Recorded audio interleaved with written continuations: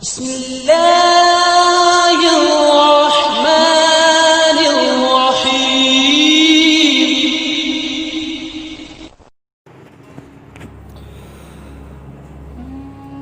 بسم اللہ الرحمن الرحیم۔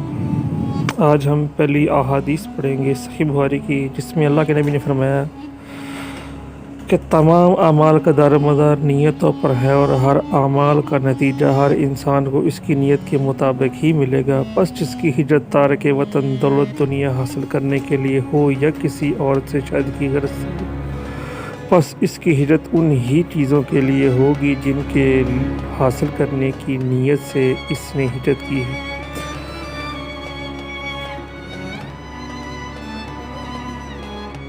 اس چینل کو سبسکرائب کیجئے اور لائک کیجئے اور شیئر کیجئے۔